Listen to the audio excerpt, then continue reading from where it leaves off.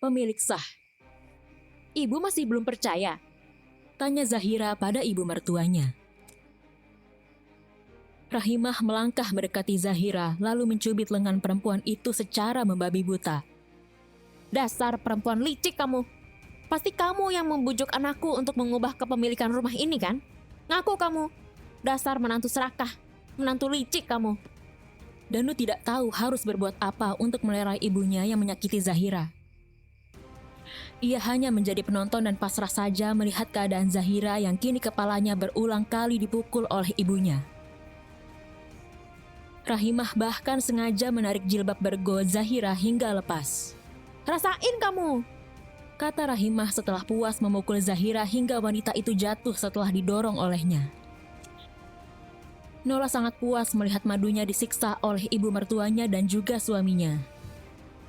Diam-diam, perempuan itu menjulurkan lidah ke arah Zahira dari balik punggung Danu. Melihat itu, Zahira geram luar biasa.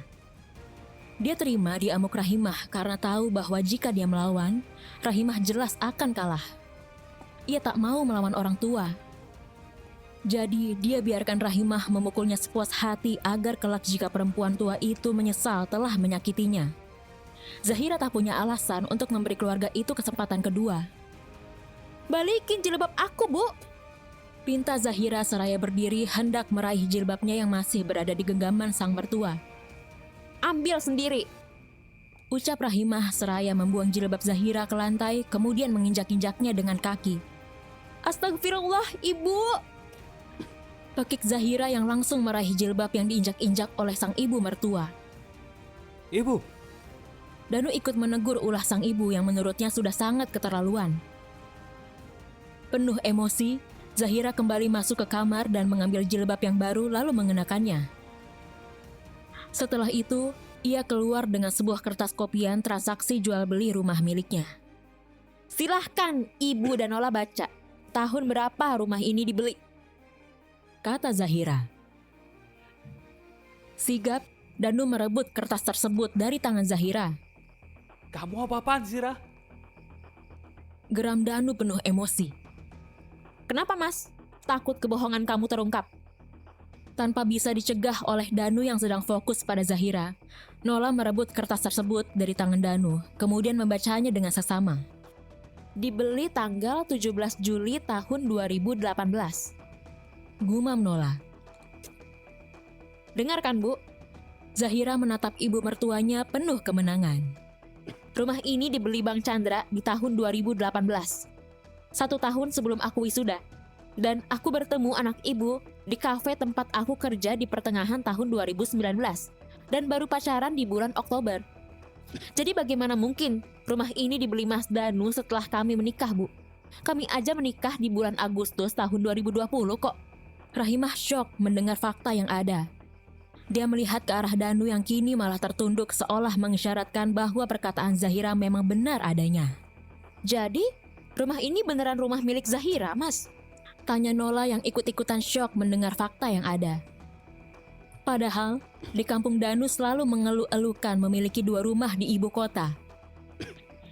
Satu dibeli secara cash saat menikah dengan Zahira, dan satu lagi masih dalam tahap kredit yang cicilannya sisa 8 tahun lagi.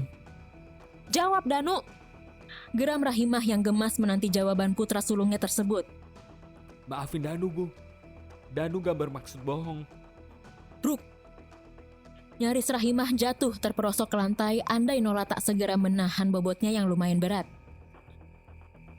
Wanita setengah bayah itu benar-benar syok dengan kenyataan yang ada. Sudah jelas kan siapa yang selama ini menumpang, Bu? Tanya Zahira sambil masuk kembali ke dalam kamar untuk menunaikan ibadah sholat maghrib yang tertunda. Menyisakan 3 orang yang mematung di depan kamarnya dengan pikiran masing-masing. Selesai menunaikan ibadah sholat maghrib, Zahira keluar kamar hendak menuju dapur. Perutnya terasa lapar karena sejak siang tadi, ia masih belum makan apa-apa. Sejenak, perempuan berwajah manis dengan lesung di kedua pipinya itu menghela napas panjang saat melihat seluruh keluarga suaminya sedang berkumpul di ruang tamu dan menatapnya secara serempak. Mencoba mengabaikan tatapan satu keluarga itu, Zahira terus mengayuh langkahnya menuju ke dapur. Namun panggilan dari ayah mertuanya membuat niat Zahira harus tertunda kembali. Zahira, Bapak mau bicara. Tukas pria parubaya berperawakan tinggi kurus dengan kumis tebal tersebut. Zahira menoleh.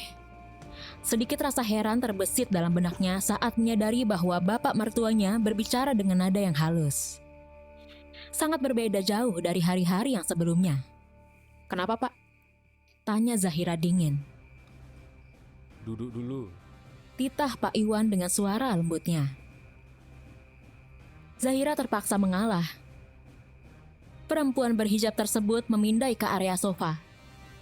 Tak ada sekat yang kosong selain di dekat sebelah kiri Danu. Sementara sebelah kanan sang suami sudah diisi oleh orang ketiga yang Danu bawa secara sembunyi-sembunyi dalam mahligai rumah tangga mereka, Nola. Duduk sini, Yang.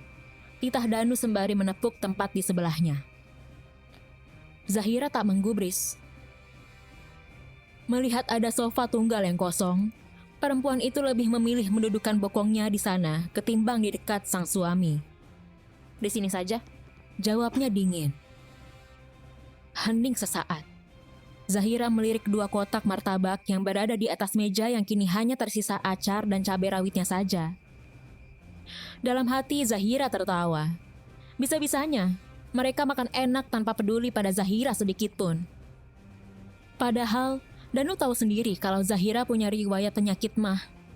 Namun sedikit pun pria itu tidak menaruh perhatian pada Zahira lagi. Memangnya apa yang harus Zahira harapkan lagi pada Danu? Hal bodoh jika Zahira masih menganggap bahwa dirinya terlalu istimewa untuk lelaki itu. Janji-janji indah yang dulu Danu sebutkan sebelum mereka menikah bahkan sampai sekarang tak satu pun yang terwujud. Dan idiotnya, Zahira baru menyadari semuanya sekarang. Setelah seluruh hatinya benar-benar dicabik oleh Danu, lalu diinjak-injak begitu saja oleh keluarga suaminya. "Apa pembicaraannya belum juga mau dimulai, Pak? Kalau masih lama, Zahira mau pamit ke dapur dulu. Zahira lapar, belum makan sejak tadi siang." Danu jelas merasa tak enak dengan ucapan Zahira. Meski istri pertamanya tersebut tak menyebut langsung, namun jelas ia tahu bahwa Zahira sedang menyindir dirinya yang hanya membeli makanan untuk keluarga dan istri keduanya saja. Kamu lapar, Yang? Maaf, tadi aku beli martabak cuma buat Nola aja. Soalnya dia emang udah pesan sejak Mas mau berangkat ke kantor. Ucap Danu tak enak. Zahira hanya tersenyum dengan tatapan dingin yang menusuk jantung Danu. "Nggak masalah, Mas. Aku juga nggak berharap dibelikan apa-apa kok sama kamu.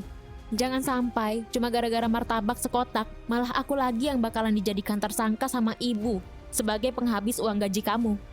Danu tertunduk.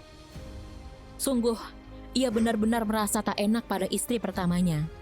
Padahal dia sendiri yang berjanji akan berlaku adil pada Zahira. Namun belum apa-apa, dia sudah lalai akan janji itu. "Langsung ke intinya saja. Kalian ingin membicarakan apa?"